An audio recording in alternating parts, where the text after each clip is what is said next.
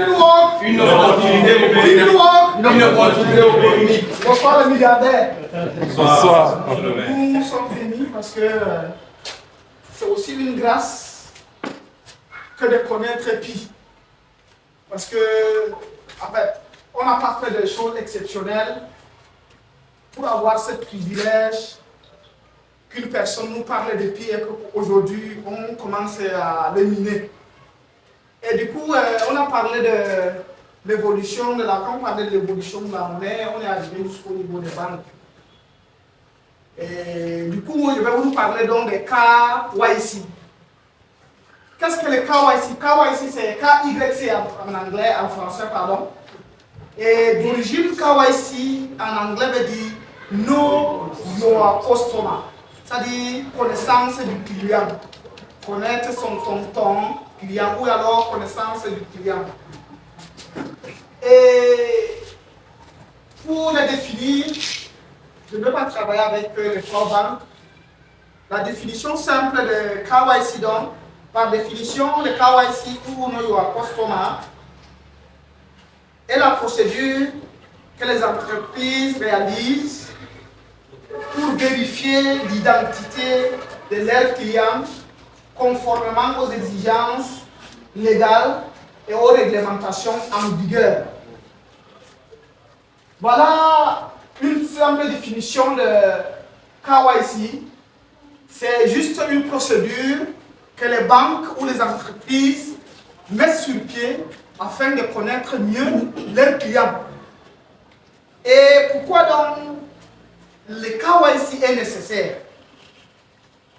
Pourquoi connaître l'identité du client devient nécessaire? Le KYC est nécessaire pour identifier chaque client et toute personne physique différente du robot, parce que il y a des robots qui peuvent s'assimiler aux personnes. Il faut que ce soit une personne physique, que ce ne soit pas une personne morale. C'est pour cela que quand vous arrivez, vous êtes client d'une banque, la banque doit vous connaître. Ou alors si vous faites partie d'une entreprise, l'entreprise doit connaître votre identité. Et c'est comment donc se passe donc, en vrai, comment se passe donc les KYC? Pour faire donc les KYC, premièrement, il vous faut une pièce d'identité. Soit c'est votre carte d'identité, ou alors c'est un permis de conduire, ou alors toute autre pièce qu'on peut vous identifier à travers cela, toute autre pièce officielle par lesquelles on peut vous identifier. Et pour faire donc les KYC, il faut donc premièrement votre pièce d'identité. Et l'entreprise ou la banque même doit prendre votre photo, parce qu'à partir de votre identité, votre carte d'identité, il y a votre nom, en fait l'affiliation est là déjà. Mais il faudrait que l'entreprise ou la banque prenne votre photo pour vérifier véritablement que c'est vous, ce n'est pas une autre personne. Et en troisième position,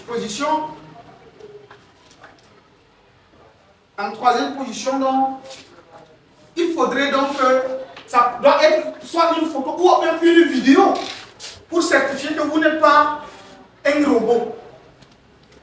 Et c'est tout ça qui fait à ce que le KYC devient nécessaire. C'est pour cette raison donc que le KYC est nécessaire. Maintenant, quel est le problème de KYC? Pourquoi les Pi Network, le projet Pi Network recommande le KYC? Parce qu'avec l'évolution de la technologie ou l'utilisation intensive de l'Internet, il y a beaucoup de fraude en ligne. Et vous savez, comme on venait de l'expliquer, Pi Network, le projet Pi Network est un projet très solide. Il faudrait que les transactions soient tracées, comme les leaders Théo viennent de le dire, à travers la blockchain de Pi. Et il faudrait que les personnes derrière soient facilement identifiables. Parce qu'avec l'insécurité, les gens peuvent financer même les terroristes. à travers la crypto-monnaie. Il faudrait que quand l'argent sort de la blockchain, passe à travers la blockchain, il faudrait qu'on sache qui est celui qui a transféré l'argent et pour quel objectif. Il faut que ça soit traçable. D'où l'IMP Network exige les KYC de chaque mineur. Et pourquoi maintenant il y a certaines personnes d'entre nous qui ont soumis leur KYC, mais jusqu'à présent n'ont pas eu une réponse favorable. À dire vrai, au début, il y a des gens qui n'ont pas pris au sérieux ces projets. Au lieu de mettre ces identifiants corrects, tels que c'est sur sa pièce d'identité, il y en a qui se sont beaucoup amusés. Il s'appelle Oumarou, il a mis qui s'appelle Ila. Et après, il a mis son numéro de téléphone. Du coup, quand on va soumettre son KYC, ce n'est pas la même personne. Le numéro qui est sur la pièce, comment dire, le numéro du téléphone, identifié avec un autre nom, le nom qui a été enregistré même est différent. D'où il est très difficile que vous ayez votre KYC. Et la deuxième difficulté, c'est qu'il y en a qui ont ouvert plusieurs comptes dans le même téléphone. Hein? Ils vivent dans le même téléphone, parfois avec le même numéro de téléphone, des noms différents. Du coup, c'est compliqué. Et aussi, il y a ce qu'on appelle les baleines. Il y en a qui ont commencé, qui ont mis du sérieux dans les projets. Ils ont mis beaucoup de gens dans les réseaux. Du coup, ils ont 15 000 pi, ils ont 10 000 pi, ils ont 20 000 pi. Cela n'a pas de problème. Mais sauf que c'est des baleines.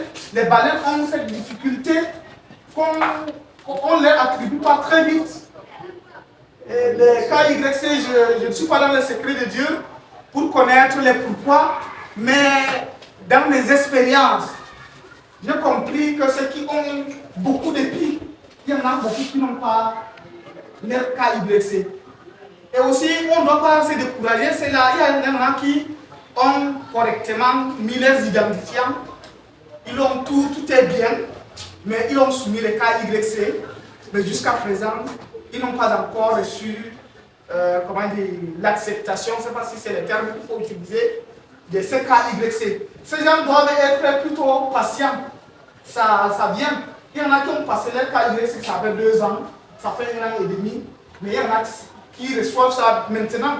Donc on ne doit pas se décourager. Voilà un tout petit peu l'économie de ce qu'on peut entendre par KYC.